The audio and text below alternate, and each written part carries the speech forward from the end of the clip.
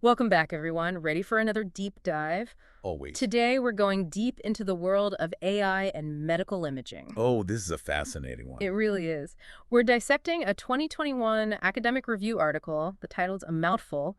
Review and Prospect: Artificial Intelligence in Advanced Medical Imaging. I've read this one. It's dense. Yeah, a lot packed in there. Yeah. But it's written by some real experts from places like Shanghai Tech University and the Chinese Academy of Sciences. So we're in good hands. Definitely. So what we're going to do is try to figure out just how AI is changing the way we see inside the human body. Not just theory, though. This review gets into the nitty-gritty of how AI is actually improving, MRI, CT, PET scans. Right, exactly. And I think it's important to remember this isn't just about making pretty pictures. This is about improving diagnoses, treatments, ultimately making things better for patients. Absolutely. Now, I'm assuming most of our listeners are familiar with the basics of MRI, CT, PET scans. But what's really interesting here is how AI is pushing those technologies even further. Yeah, pushing the boundaries. So maybe we can start with something like deep learning. Sure. For those who aren't familiar, can you explain what that is in, simple terms? Okay, so imagine you're teaching a computer to spot patterns, really intricate patterns, from mountains of data. Okay, I'm with you. It's kind of like how Spotify recommends songs based on what you've listened to before. But instead of music, we're talking about anatomy, or disease markers in medical images. So if AI is basically learning to see those subtle signs of disease that maybe even a trained eye could miss. That's the idea. It can pick up on things that are really hard for humans to detect. Wow, that's pretty mind-blowing. It is, and it goes beyond just detection, too. AI is revolutionizing how those medical images are actually reconstructed. Okay, reconstruction, yeah. Like traditional methods, they can be slow, and sometimes you get images with imperfections, especially if you don't have a lot of data to work with. So AI can help with that, fill in the gaps. Exactly. Deep learning can fill in missing information, smooth out noise, basically create a higher quality image and do it faster. Got it. So you're getting more out of the data you have. Right. Like at MRI, you have something called compressed sensing. It aims to speed up scan times by not acquiring as many data points. AI can help with that. Makes sense. So the review talks about two main ways deep learning is used: model-based and data-driven. Yep. Can you break those down for us? Sure. So think of it like this. In the model-based approach, you're using AI to refine the mathematical models that already exist that describe how the scanners work. Okay, so building on what we already know. Exactly. It's like Okay. you have a recipe for a cake, and you're tweaking it a little bit to make it even better. I like that analogy. And then with data-driven AI, it's more like the AI is figuring out its own recipe from scratch. Really? It learns directly from massive amounts of image data without relying as much on those pre-existing models. Wow. So in one case, it's refining what we know, and in the other, it's almost like it's discovering new knowledge. You got it. That's amazing. So any specific techniques that really stood out to you in the review? Oh, yeah. This one called UNet. UNet. Yeah, the neural network architecture is literally shaped like a U. It's incredibly good at picking up patterns and images, Interesting. and it's already being used for both MRI and CT reconstruction. They're even looking at it for early disease detection, which is exciting. Wow, a U-shaped neural network. Gotta love that. I also read about GANs, generative adversarial networks. Oh, yeah, those are cool.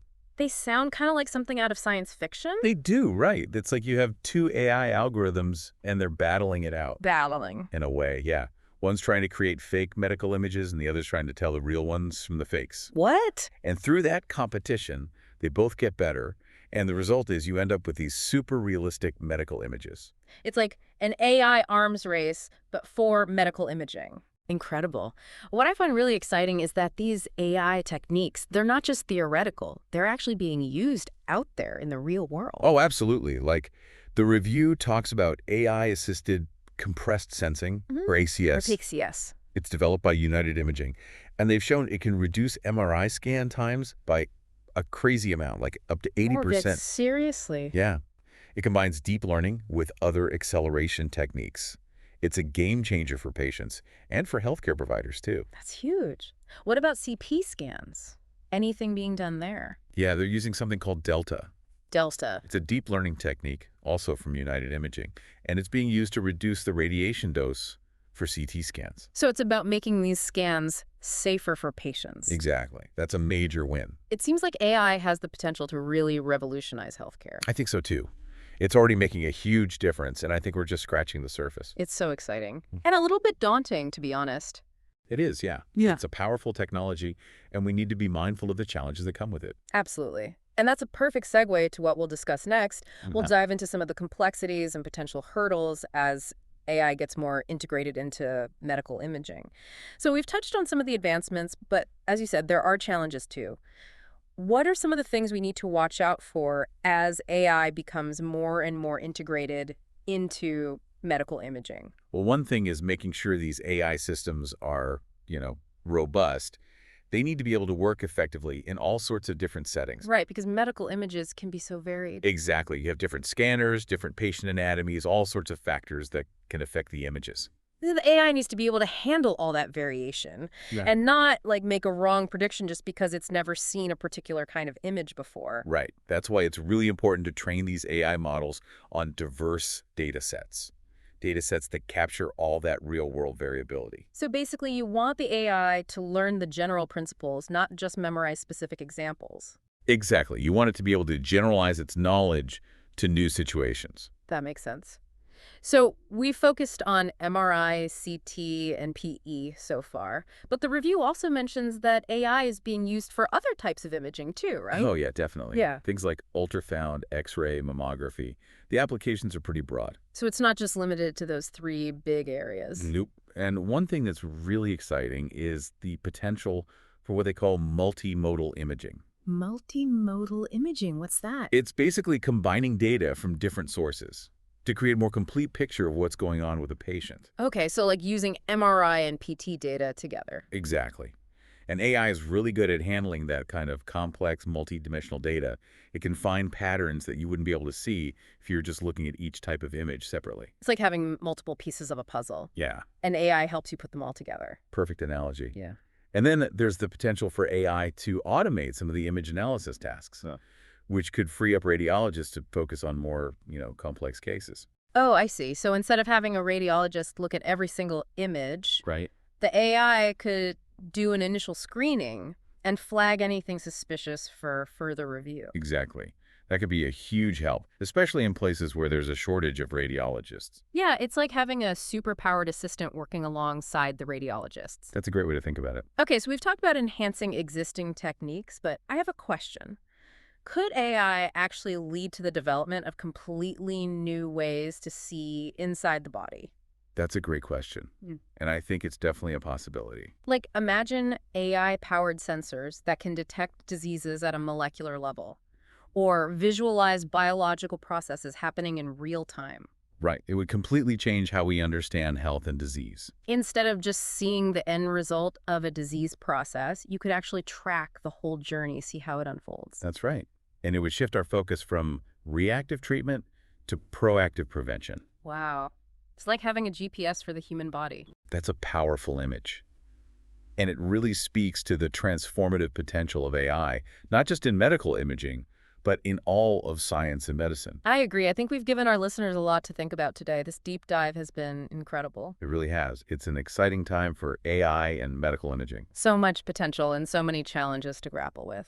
Definitely keeps things interesting. Well, thanks for joining us on this deep dive. We'll see you next time. It feels like we could talk about this for hours. Yeah, there's so much more to explore. So much. We've just scratched the surface. It's such a fast-moving field, too.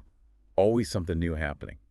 That makes me think about something. You know, we've talked about all the ways AI can improve imaging, even create new ways to see inside the body.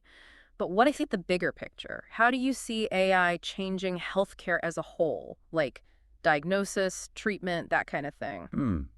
That's a big one. I think a lot of it comes down to personalized medicine. Personalized medicine, right. AI can analyze so much data now.